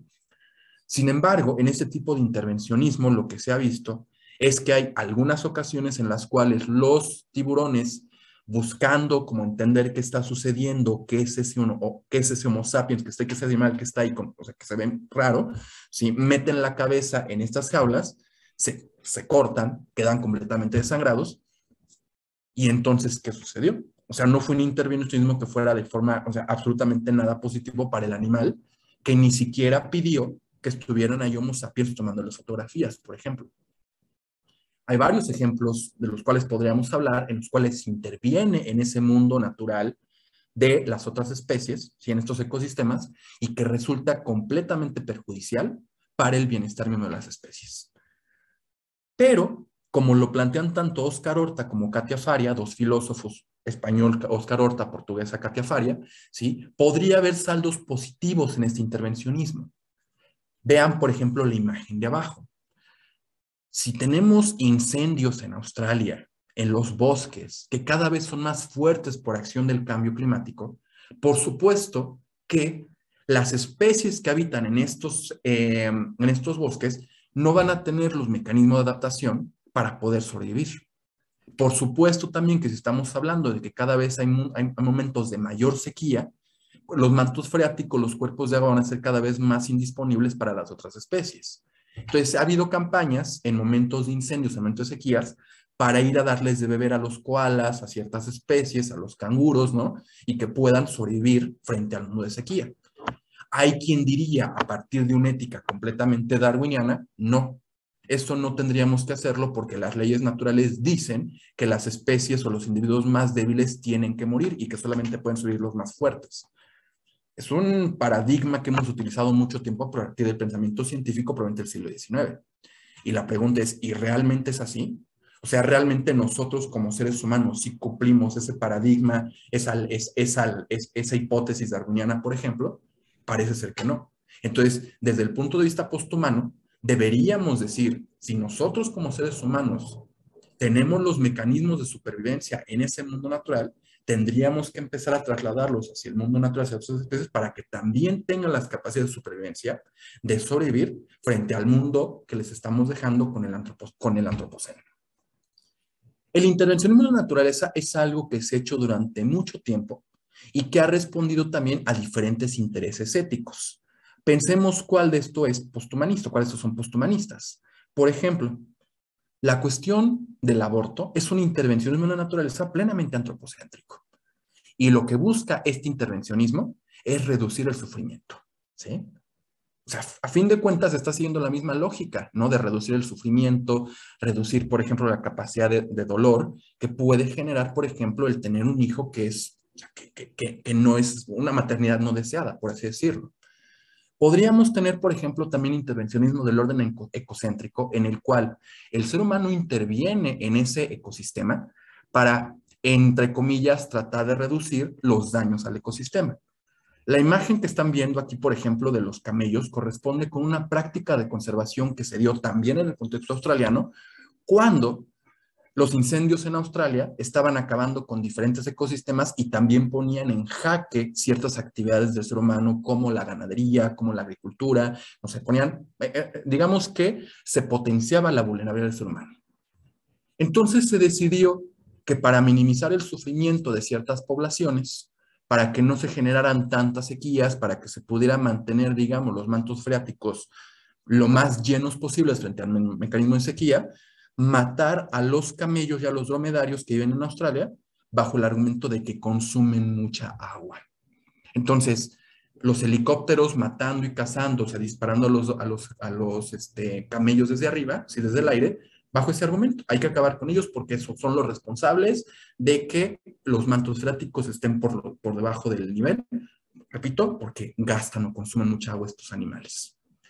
El otro tipo de intervencionismo, que es de carácter zoocéntrico, es cuando se interviene en la naturaleza para que el bienestar de los animales se potencie y los animales, como seres sintientes, puedan tener una mejor calidad de vida, puedan disminuir su sufrimiento frente a todas estas vicisitudes del mundo natural. Por ejemplo, este ejemplo me parece muy simpático, ¿no? Es muy curioso y está muy tierno. Hay una colonia de pingüinos muy cerca de la ciudad de Melbourne, en Australia, ¿sí? Y resulta que se pronosticó que iba a haber un invierno muy frío en Melbourne. A fin de cuentas, los pingüinos pues tienen capacidades adaptativas para vivir los inviernos, sí, pero cuando hay variaciones climáticas, como el cambio climático, pues es difícil realmente que los pingüinos puedan sobrevivir. Entonces, lo que hizo particularmente un anciano, un señor de la tercera edad en Australia, fue que vivía muy cerca de la colonia de pingüinos, empezar a tejerles suétercitos a los pingüinos para que pudieran pasar el invierno. Se les protegió en ciertos refugios a los pingüinos, o sea, con sus suétercitos, y una vez que pasó el invierno tan frío, sí se les liberó nuevamente a los pingüinos para que pudieran rehacer su vida. Seguramente bajo una ética darwiniana, lo que se hubiera dicho es, bueno, si viene un evento catastrófico como una helada excepcional, pues los pingüinos tienen que morir para demostrar que son los más fuertes y son los más aptos para poder sobrevivir en este mundo natural. Pero como hemos visto, resulta que estamos en un espacio en donde el ser humano ha interferido tanto en el mundo natural que las condiciones meteorológicas, que las condiciones hídricas, las condiciones geológicas están tan alteradas y tan afectadas que los eventos perturbadores que podrían ser fenómenos naturales, digamos, tradicionales, no lo son del todo. ¿De acuerdo? Bueno. Y finalmente, la última propuesta la última acción ética que se plantea frente a un posthumanismo es la idea del decrecimiento económico que propone Serge Latouche. El decrecimiento económico no está de ninguna manera proponiendo regresar a un socialismo, a un comunismo, o abogar por un socialismo, un comunismo, sino que más bien es una postura ética que tiene que ver con reducir al sistema económico como un sistema y ponerle límites. Por supuesto que en una economía de mercado, en una economía plenamente abierta, donde el mercado es el que tiene que regular pues todo, ¿sí? Donde no hay una intervención del Estado, pensar en un decrecimiento económico se ve como un atentado a la libertad de ese, valga la redundancia, de ese libre mercado, ¿no? La libertad del mercado. Por supuesto que cuando se plantea la idea de un decrecimiento económico, inmediatamente se propone que las personas que plantean el decrecimiento son comunistas socialistas, porque es este atentado, repito, a esa gran libertad del mercado. Básicamente lo que se plantea es que tenemos que deconstruir la idea de que se vea como algo positivo y que por lo tanto son los objetivos de los territorios, de las naciones, el tener que estar creciendo económicamente anualmente. Pensemos en lo siguiente. Está muy introyectada la idea en el contexto del turismo de que qué maravilloso es de que en México se reciban 40 millones de turistas internacionales cierto año y estamos esperando que para el siguiente año seamos 42 o 43 y eso se ve como un gran triunfo en el sistema económico capitalista. Estamos en esta fuerte competencia de decir, hoy recibimos más, el siguiente año más, al siguiente año más. El decrecimiento primero lo que plantea es no. Tendríamos que buscar la manera de empezar a regular la economía de forma controlada para que no estemos pensando en que 40 sean buenos y 45 sean mejores, sino empezar a decrecer en términos turísticos, pero que sea, por ejemplo, o sea, estoy hablando del turismo como un elemento central, ¿no? Pero que ese turismo siga generando con menos personas la cantidad de riqueza que se tiene que generar, por así decirlo, para que se empiece a generar un mayor equilibrio entre los seres humanos y el planeta, ¿sí? En vez de estar produciendo 50 toneladas de papa, por ejemplo, en ciertos ejidos al año, porque estamos viendo que muchas de las papas se desperdician, producirlo justo para que no existan excedentes, ¿sí? Y que también es súper complejo y súper interesante saber que cuando se limita la producción y se les imposibilita a las empresas que hay excedentes, también se ve como un fuerte atentado a la libertad del mercado. Lo que se plantea a partir también del decrecimiento es que si no se le dan o no se le ponen estos límites al sistema económico, la conservación del medio ambiente se vuelve un reto completamente imposible, ¿sí? Mientras más producción tengamos en la escala planetaria, por lo tanto, las posibilidades de mantener ecosistemas saludables cada vez son mínimas. Y bueno, Serge Latouche plantea esta serie de Rs, 8 Rs del crecimiento económico, que se supone que son como un modelo básico a seguir para poder implementar la dinámica del decrecimiento. Entonces, primero, reevaluar. ¿Estamos realmente produciendo, generando dinámicas económicas en función de la satisfacción de las necesidades de los seres humanos? ¿O estamos produciendo con tal de acumular la máxima ganancia posible y generando las riquezas para quienes poseen los medios de producción? Reconceptualizar. ¿Para qué queremos producir? Las preguntas básicas de la economía, ¿no? ¿Para qué queremos producir? ¿Para quién queremos producir? O sea, reconceptualicemos lo que significa la agricultura, por ejemplo. La agricultura tendría que ser una actividad que satisface la necesidad de la alimentación de la población. Y lo que hemos tenido los últimos años es que la alimentación de los seres humanos, digamos que va en segundo plano, porque lo que busca la agricultura es la máxima acumulación del capital, ¿no? Reestructuremos los espacios, busquemos la manera de que los espacios produzcan exactamente lo justo, porque si ponemos a trabajar a los espacios a marchas forzadas, si sobresaturamos la capacidad productiva de las tierras, de las aguas, no sé, de los suelos, por ejemplo, por supuesto que estamos conllevando a un deterioro ambiental. Reubiquemos, reordenemos el territorio de la manera que, a partir de lo que el territorio mismo puede dar, si de la forma más óptima posible, estemos produciendo lo justo. ¿Por qué la reubicación es importante? Pensemos, por ejemplo, en fenómenos que tenemos como los de la ganaderización del trópico. Hemos mandado ciertas actividades económicas, espacios en las cuales los ecosistemas no pueden soportar esas actividades económicas. Bueno, volvamos a reubicar qué es lo que el ecosistema mismo me puede dar para que el ecosistema, si bien lo vamos a utilizar, los impactos ambientales sean los menores posibles.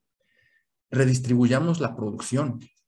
Hemos vivido en un mundo global en el cual, a partir de los procesos de desterritorialización económica, en donde se busca la máxima acumulación de la ganancia a partir de implementar fragmentos industriales o fragmentos de la cadena de producción donde se encuentran las ventajas comparativas y competitivas que le favorecen a los grandes capitalistas, de repente podemos tener un proceso productivo en el cual una playera tiene su proceso de producción agrícola en Egipto. Tenemos el proceso de producción textil, o sea, de la transformación del algodón a telas en Indonesia. Tenemos el teñido de las telas en Bangladesh. Tenemos el armado de la playera en México, el empaquetado de la playera en Estados Unidos y la distribución por todo el planeta. Entonces, lo que se busca justamente con este decrecimiento es redistribuyamos. Busquemos la manera de que la producción se lleve en un solo espacio para que no tengamos esos tremendos flujos económicos del sistema capital. El otro es reducir. Reduzcamos también la producción y reduzcamos el consumo. Consumamos lo más justo, consumamos lo necesario, ¿sí? Creo que se va entendiendo un poco que esto se ve como un fuerte atentado a las decisiones individuales y las libertades que el sistema económico capitalista de forma generalizada a crear. Reutilicemos lo que se puede reutilizar, que son planes justamente que tenemos de repente, ¿no? Que de una manera muy somera, muy cosmética, hay que reutilizar el cartón, hay que reutilizar esto, sí, pero parece que hay muchas más cosas que se pueden reutilizar en el sistema económico capitalista, a pesar justamente de que mucho se ve como si fuera basura. Y finalmente la cuestión del reciclaje, ¿no? Que lo conocemos porque las campañas ambientales han estado enfocadas en eso. Básicamente estas son las 8 Rs que plantea Serge Latouche como parte del crecimiento económico y que tendría, junto con el intervencionismo en la naturaleza, justo con la dieta basada en plantas y junto con las prácticas antinatalistas, ser una serie de posturas éticas para mitigar los impactos del antropoceno en este mundo posthumano. Bueno, pues yo estaré ya terminando con toda esta presentación. Muchísimas gracias, les agradezco la atención y yo creo que podemos pasar a la serie de preguntas y respuestas, a menos de que tú, Álvaro, quisieras comentar algo antes. No, bueno, quizá valga la pena solamente señalar que, como lo había mencionado Jafet, pues sin duda alguna uno de los elementos centrales para definir que hay un antropoceno, pues tiene que ver con la presencia de plásticos, por ejemplo, ya en las rocas. Pero recientemente incluso hay estudios de que probablemente toda la humanidad ya tengamos en nuestro cuerpo, en nuestra sangre, microplásticos, ¿no? Entonces, esta es una evidencia que ya nos hace ver como seres derivados de, pues, de la forma de consumo creciente, el cómo se han satisfecho nuestras necesidades, en donde los derivados de hidrocarburos y la producción de plásticos es algo ya central y fundamental a nivel global, y que ello es parte constitutiva incluso de nuestro propio cuerpo. ¿Qué efectos va a tener? Pues seguramente serán muchos. Aquí el asunto es, ¿le seguimos así? ¿Y en qué medida se convierte en algo muy fuerte, determinante, definitivo el hecho de irnos replanteando qué incentiva esa inmensa producción de plásticos a nivel global, por ejemplo, que es uno de los elementos más contundentes, o por lo menos uno de los más contundentes a nivel global? Y sin duda alguna ahí es cuando ya empezamos a considerar si el crecimiento de la población y esta nueva forma o estas evidencias de la introducción de los plásticos en nuestros propios cuerpos es lo que creemos, ¿no? Ya viene una discusión todavía pues más profunda en este sentido, porque todo lo vemos como ajeno a nuestro propio cuerpo, pero eso ya es parte propia de nuestro cuerpo, ¿no? Simplemente como un comentario extra. Y sí, yo ya pienso que podemos entrar al diálogo, ¿no? Con las y los oyentes. Genial, muchísimas gracias Álvaro y Jafet. Pues tenemos varias preguntas, hay muchas inquietudes, por favor, adelante, Yolotzin, adelante, Sandy. Hola, buenas noches. Además de muchos comentarios diversos, para la sección de preguntas, la primera sería, ¿a Darwin lo podemos considerar un poshumanista? No, desde mi punto de vista no. O sea, básicamente el planteamiento, pues lo conocemos, ¿no? Y una de las grandes conclusiones que es que finalmente los animales que logran un estadio evolutivo determinado, pues se da, digamos, pues en esta vida que evidentemente pues es cruel, ¿no? La lucha por la sobrevivencia, en fin, pero en donde, digamos, se sitúa que ciertas especies van ocupando una posición de sobrevivencia con respecto a otras que van perdiendo, desapareciéndose, ¿no?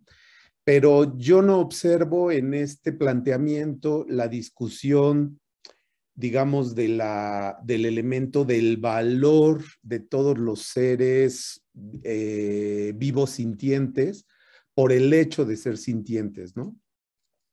Ahora, sin duda alguna, yo diría que es toda esta cuestión de las especies, que es algo fundamental, efectivamente existe y se da, y es la forma en cómo nos mantenemos en este planeta. El único problema aquí de algo que se ha discutido con mucha amplitud es el hecho de que el ser humano tomó un papel protagónico en el planeta, ¿no? O sea, el ser humano no está en equidad de circunstancias con respecto a otros animales, ¿no? Su posición es de mucho privilegio. Fíjense que les quería comentar también que hay varios estudios que indican cuánto es lo que de manera sustentable, entre comillas, porque todo esto es muy discutible, soporta el planeta. Cuando hablábamos de antinatalismo, hasta cuántos individuos humanos soporta este planeta. Más o menos se ha llegado como a un consenso entre 3,000 y 3,500 millones de habitantes, es decir, menos de la mitad de las personas que existimos en el planeta, ¿no? Si más o menos lo que queremos es tener, digamos, un mundo, si queremos llamarlo de esa manera, sostenible, ¿no?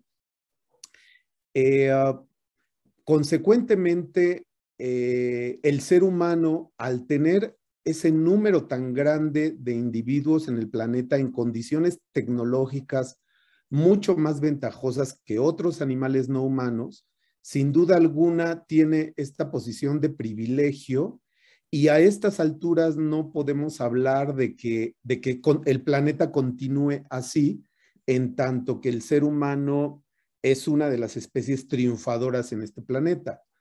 O sea, porque su posición en términos tecnológicos, frente a otros seres vivos, no es de la lucha, digamos, en términos de la supervivencia, si queremos llamarle natural, ¿no? Aquí interviene el peso tecnológico.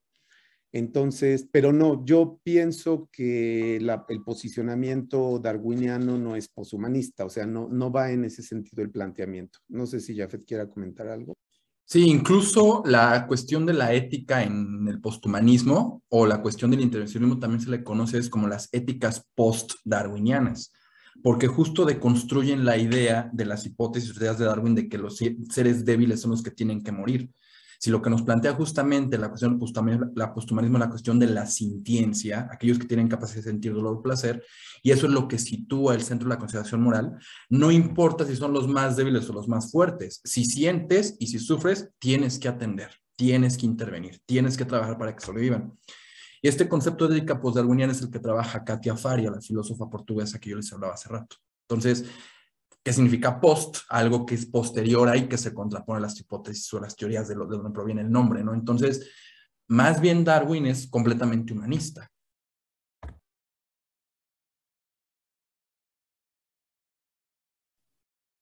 Adelante la siguiente pregunta.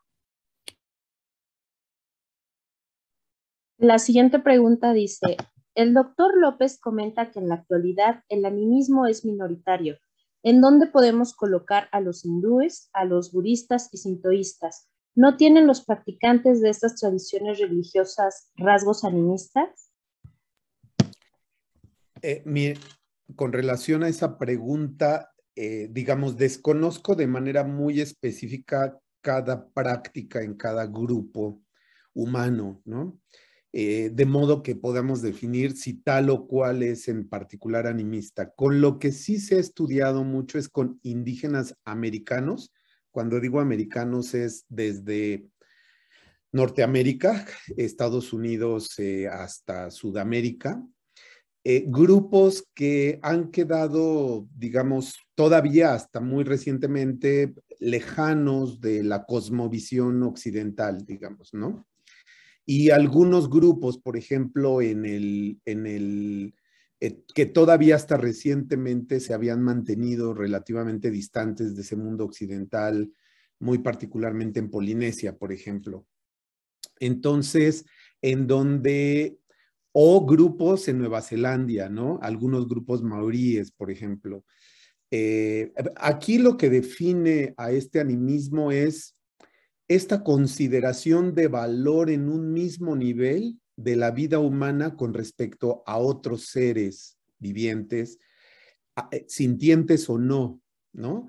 Por ejemplo, en Nueva Zelanda hay grupos que valoran en un nivel muy alto de equidad con respecto al ser humano, por ejemplo, ríos, ¿no? Por su valor como dioses, por ejemplo, ¿no? En donde se valora que pueden ser ríos, montañas u otros animales con los cuales estamos fuertemente conectados y eventualmente que puede haber como una especie de transmutación, ¿no? De cambios, en el hecho de ser parte de algo en un momento, ¿no? De ser parte eventualmente de un animal, ¿no? Poseer el alma de un animal y luego de un ser humano, en fin.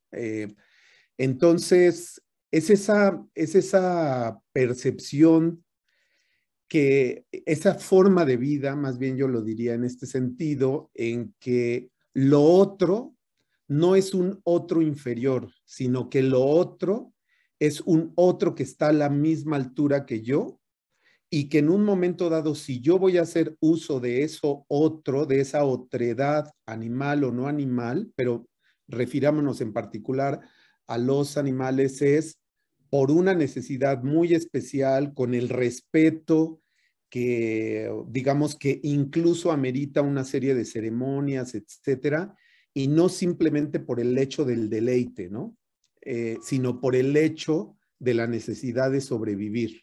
En ese sentido va ese animismo, esa creencia profunda que lo otro es tan valioso como mi propia vida y que yo formo parte de esa otredad, estoy interconectado o interconectada, ¿no?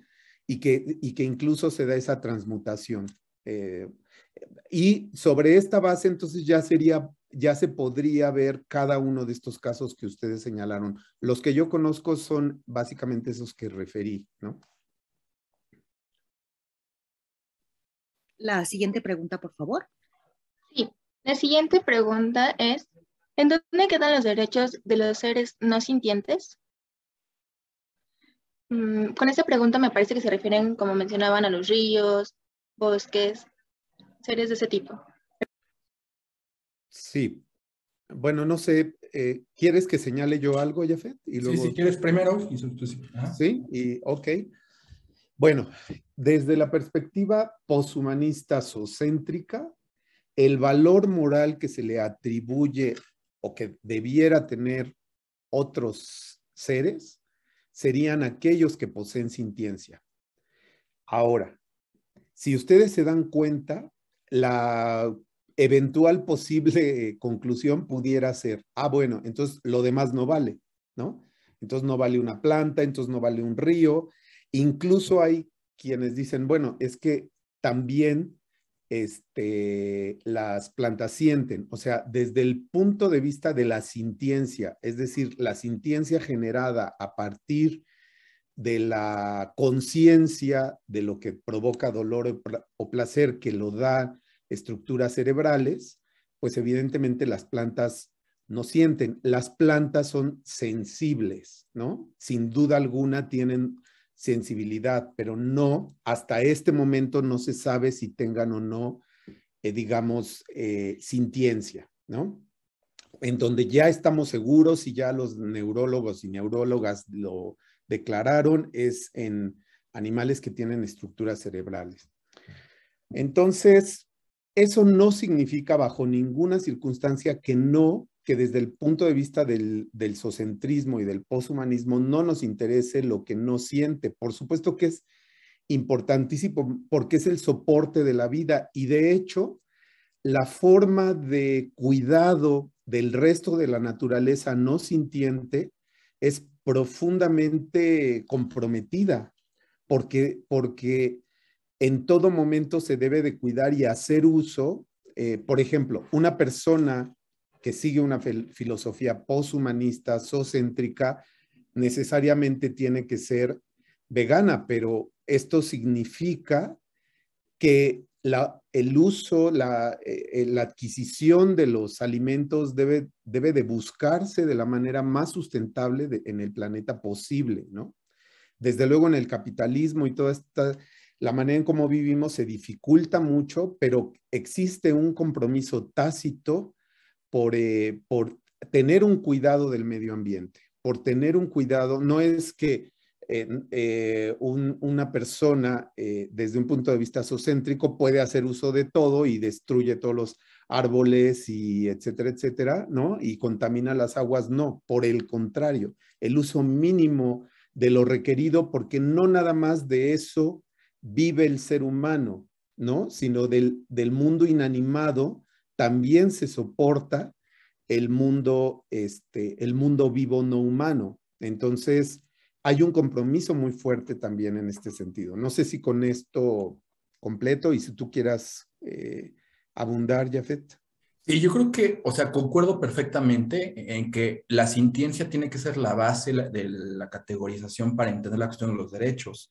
Porque cuando hablamos de individuos o de seres no sintientes, o entes no sintientes, estamos metiendo también una serie de cosas ahí, de abanicos muy fuertes de dónde poner como el límite, ¿no? Por ejemplo, o sea, sí, o sea, hay cosas que existen en el planeta, hay elementos o seres que existen en el planeta, perfecto, pero que unos podrían llegar a ser completamente dañinos. Pensemos, por ejemplo, en un virus.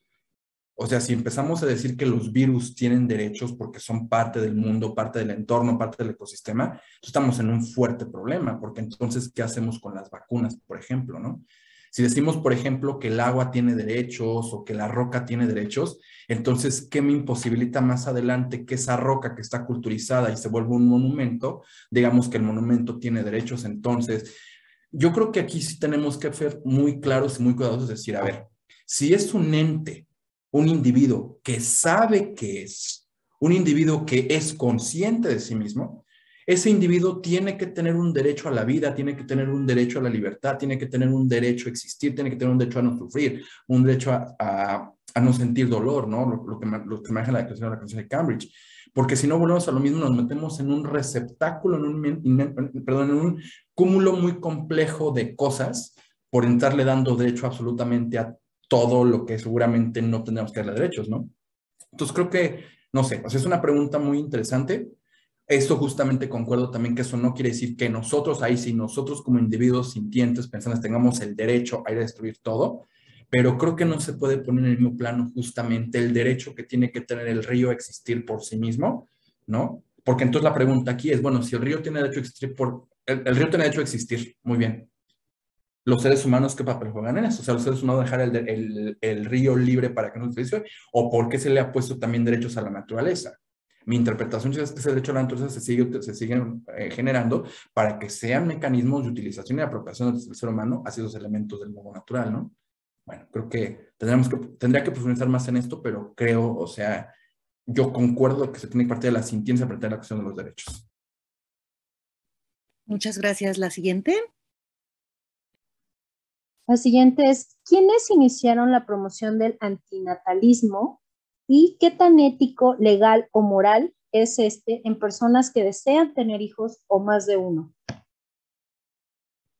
Bueno, como personas, como teóricos, hay, o sea, exactamente quién empezó, no, pero hay grupos incluso ya muy establecidos en la academia, en, no sé, sociedades antinatalistas en el contexto global, ¿no? O sea, esto tiene su origen pues, a finales del siglo XX, principalmente cuando se deconstruye la idea de la modernidad, de que la familia, digamos, nuclear, como pues, como se ha promocionado históricamente, pues es el modelo a seguir. O sea, legítimamente se estableció de que hay individuos que por decisión propia no quieren tener hijos.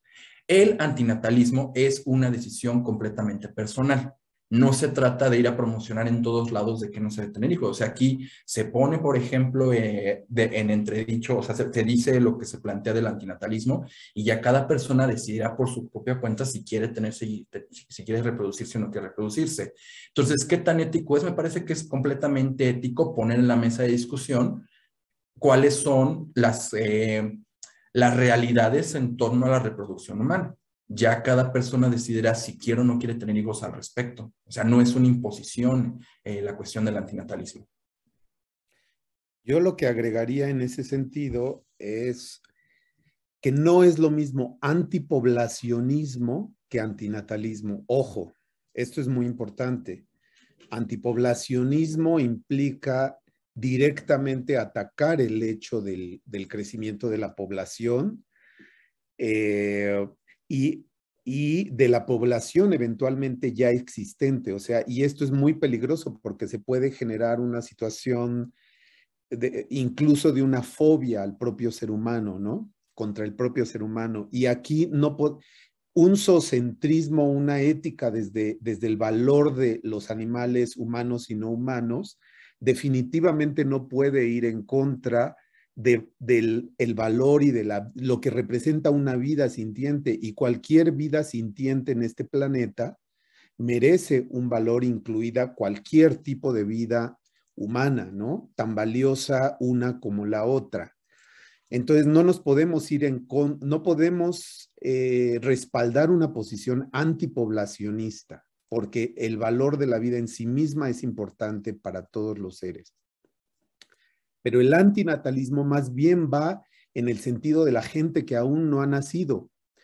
Y es en este sentido porque por todos los efectos que ha provocado, que ha tenido el antropoceno, ¿no? Ha sido un crecimiento exorbitante de la población, un uso indiscriminado. A mí no me gusta hablar de los recursos naturales.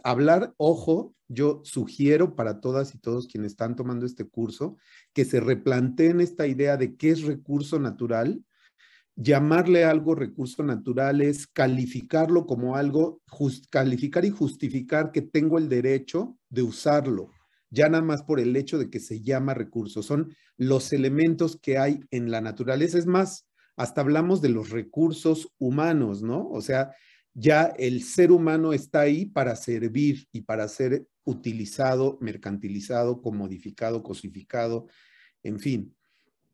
Entonces, aquí sí es muy importante tener en cuenta que el antinatalismo toma en cuenta, estamos tomando en cuenta que hemos modificado profundamente el entorno, el medio, nuestras relaciones con las otredades de todo tipo, y que consecuentemente tenemos la responsabilidad como seres humanos, al haber trastocado tan profundamente el planeta, en por lo menos reflexionar y cuestionarnos cómo venimos actuando y trabajando. Y es un valor máximo del capitalismo la idea, por ejemplo, de estas familias que tienen el derecho al máximo consumo posible, porque ahí radica su bienestar, ¿no? Tenemos, como el doctor Quintero lo señalaba, que deconstruir toda esta serie de ideas justamente en el afán de mejorar la salud y las condiciones del resto del planeta y consecuentemente de nosotras y de nosotros mismos, ¿no? Entonces, el antinatalismo es un compromiso fuerte de reflexión de qué manera puedo contribuir yo con este planeta. Si tengo un profundo deseo de tener familia, de reproducirme, etcétera, de reflexionar y pensar de qué manera puedo prescindir de no tenerla. Si para mí es fundamental, es un valor máximo, bueno, pero dar la oportunidad a la humanidad, a la población, de que reflexione y en la medida en que se puedan decidir reducir la cantidad de seres humanos que estamos aquí, porque va en contra de nosotras y nosotros mismos y del resto de la vida, sintiente y no sintiente. Muchas gracias. La que sigue. Sí, la siguiente pregunta es, ¿cómo replantear un modelo antropocéntrico a todas luces devastador? ¿Cuáles son sus propuestas para replantearnos el veganismo como una de las tantas soluciones para combatir el especismo? Bueno, la pregunta es muy complicada porque este replanteamiento no es a corto plazo, desgraciadamente. O sea, son este tipo de cosas que van a llevar muchísimo tiempo. Entonces, creo que lo primero que tendríamos que hacer, y que eso sí habría que buscar la manera de que se haga con relativamente urgente, o sea, relativamente con urgencia, es que este tipo de discursos permeen desde los niveles básicos, por ejemplo, ¿no? O sea, es súper interesante hablar de la cuestión del antiespecismo, del antinatalismo. Yo, por ejemplo, doy clases en preparatoria y a veces les pregunto, bueno, a ver, vamos a ver el concepto de especismo. Digo, no es, o sea, y me llama la atención, por ejemplo, que no lo habían escuchado jamás en su vida, siendo que todo el tiempo han escuchado sobre cuestiones de discriminación y los diferentes tipos de discriminación. ¿Por qué? Pues porque no se ha incorporado justamente como discursos desde la educación básica más elemental. Entonces, mientras eso no suceda, pues por supuesto que es como una lucha contracorriente, porque son realmente pocas las personas quienes escuchan esto, quienes no conocen, ¿no? O sea, quienes desconocen muchas cosas. Cuando se incorporan ese tipo de discursos de lo que representan los movimientos sociales desde muy temprana edad, los cambios y las transformaciones pueden llegar muy rápidamente, que es lo que estamos viendo recientemente con, no sé, las revoluciones asociadas con el género, por ejemplo. O sea, cada vez la población es más consciente de las diferentes identidades, de las diferentes perspectivas de género. Entonces, la transformación ha sido muy rápida. En ese sentido, todavía falta muchas cosas hacer, porque la población ya está consciente de eso, porque lo escucha cotidianamente. Mientras, repito, no se ponga en la mesa de discusión desde niveles básicos, va a ser muy, muy, muy, muy complejo. Sí, totalmente de acuerdo.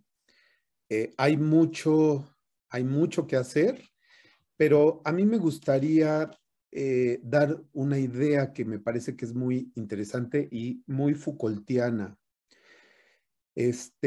Bueno, y también sería bueno luego discutir lo de veganismo, que no es una dieta, sino una postura política. Pero el cuerpo es un objeto en disputa, ¿no? El cuerpo humano es lo sabemos perfectamente desde el punto de vista Foucaultiano, es un objeto en una disputa política. El cuerpo importa. Entonces, si para nosotros, claro, cuando nos vamos dando cuenta de que cómo se está afectando la vida sintiente y no sintiente, evidentemente nos involucramos en movimientos a veces sociales, a veces no hacemos nada y continuamos con la misma vida que tenemos. El asunto es que si continuamos con la vida misma, que el modelo mismo de vida que tenemos y no hacemos nada, desde luego ya estamos no siendo éticos, ¿no? Si no lo conocíamos, bueno, pero si ya sabemos nuestras acciones, lo que provocan y no hacemos nada, ya estamos entrando a un terreno de lo no ético. Pero bueno, estaba yo con la parte del cuerpo. Entonces, una de las fuerzas más grandes que creo yo que tenemos es justamente actuar en nuestros cuerpos, ¿no? Es una manera definitiva de transformar por lo menos nuestro propio mundo y el mundo que nos rodea, ¿no? Entonces, decidir utilizar tal o cual objeto, comer tal o cual cosa, decidir no tener descendencia, decidir pues todo lo que hemos ahora analizado aquí mismo, comer plantas en vez de animales, etcétera. Sin duda alguna, y que además los animales afectan a los seres vivos, pero afectan también a los ecosistemas, ¿no? Y todo esto que ya conocemos y que ha sido muy estudiado. Entonces, la transformación personal, la transformación, nos convertimos en un objeto de disputa política. Y yo creo que las personas probablemente que han hecho cambios en sus formas de vida y en sus cuerpos se dan cuenta cómo son afectados y atacados por entornos, porque hay una disputa política ahí presente, ¿no?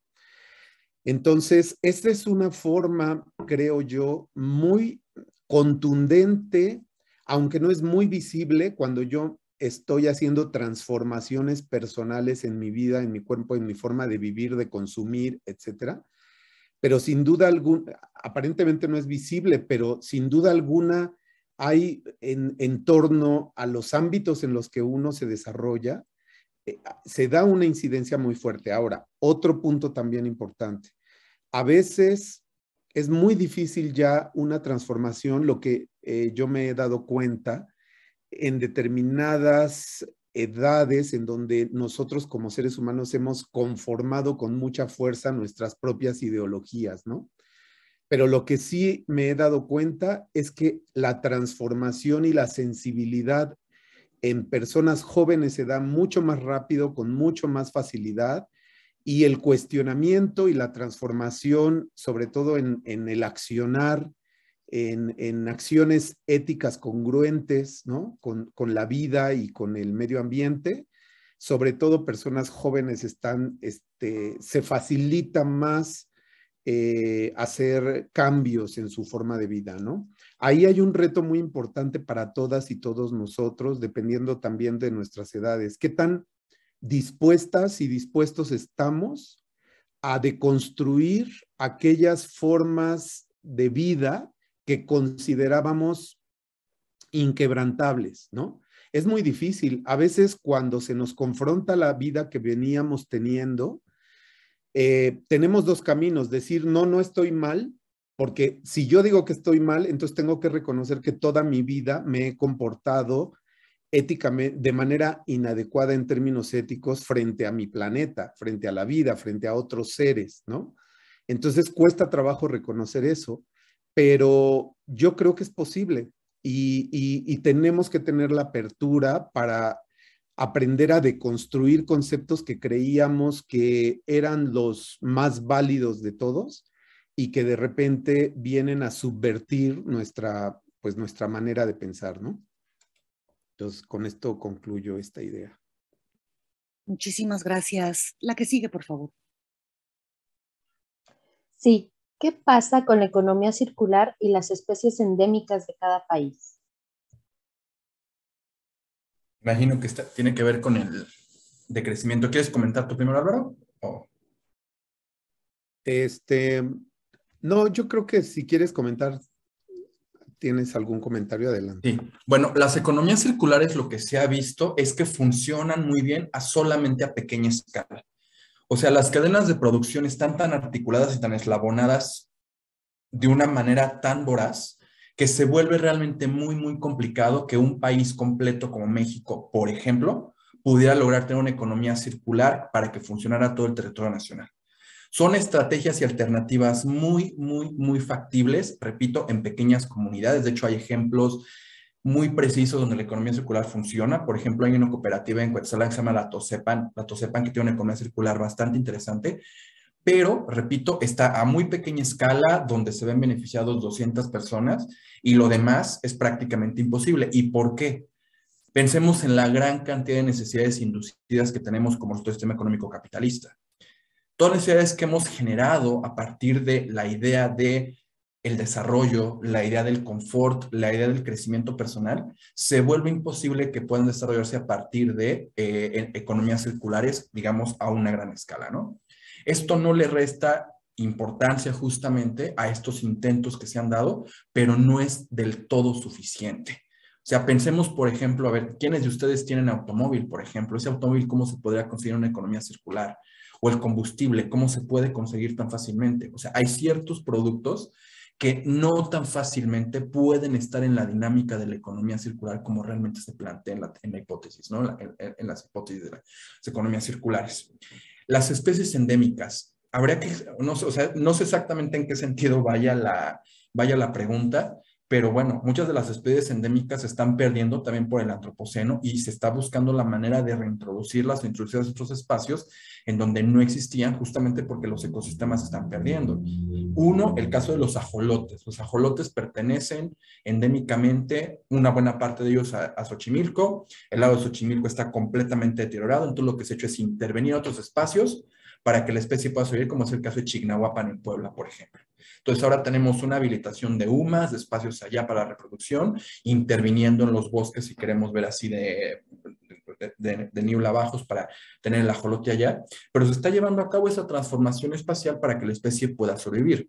Sé, por ejemplo, también de casos de santuarios de especies que endémicamente pertenecen a África, no sé, jirafas y elefantes en concreto, que como los espacios están bien comprometidos, ahora se han mandado a América del Sur porque las condiciones de tropicalidad permiten esos santuarios, y hay quienes se oponen a estos santuarios argumentando justamente la idea de que no son especies que correspondan ahí.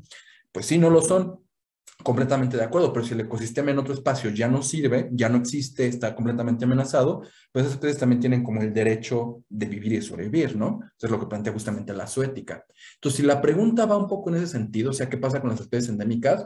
Están muy comprometidas por la cuestión del antropoceno. Estas especies endémicas se está buscando la manera muchas veces que se migren, se muevan a otros espacios como resultado justamente de las transformaciones globales. Y es un poco por esto que se critica mucho estas ideas del siglo XIX de la distribución prístina de las otras especies por todos los territorios, porque esto realmente ya no existe.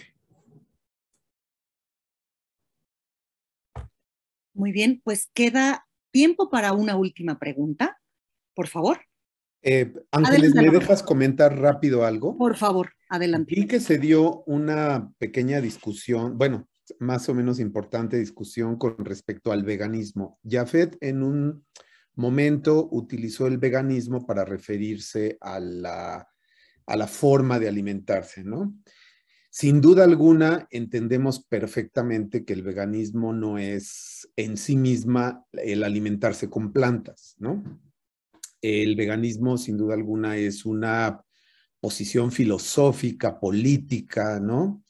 Ética, implica toda una reflexión y un posicionamiento frente a un posicionamiento frente a la organización dominante que implica lo político, ¿no?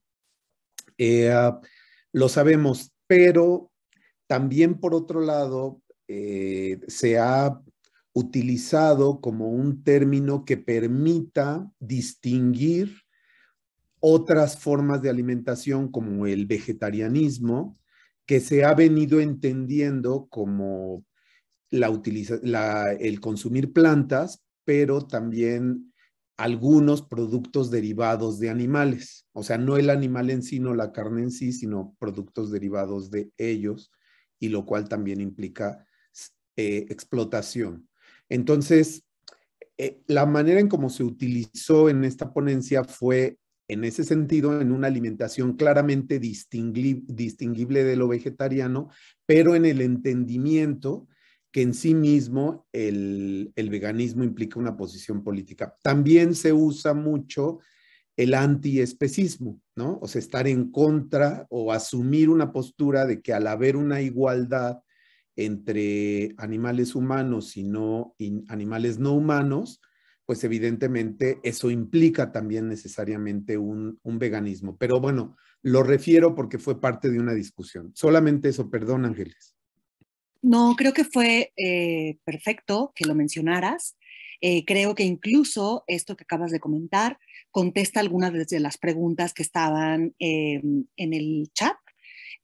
Vamos a dejarlo hasta aquí debido al tiempo y vamos a hacerles llegar las preguntas que no pudieron hacerse durante la sesión para que ustedes las tengan contempladas y vamos a darles un fuerte aplauso.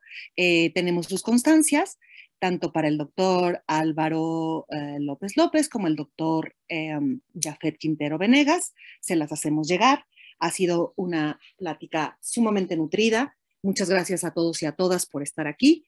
Ya hicieron favor de dejar los correos los doctores en el WhatsApp, perdón, en el chat por si alguien las quiere tomar. Y si no, si nos dan permiso, las podemos poner en el Moodle para que aquellos y aquellas que se hayan sentido pues con más dudas o con igual más bibliografía que hayan publicado ustedes, ¿no? Más referencias, ustedes puedan acercar a este público tan interesado en lo que acaban ustedes de exponer. Muchísimas gracias. Muchas gracias. Hasta luego. Muchas gracias, Ángeles. Hasta luego todos. Hasta luego, Jafet.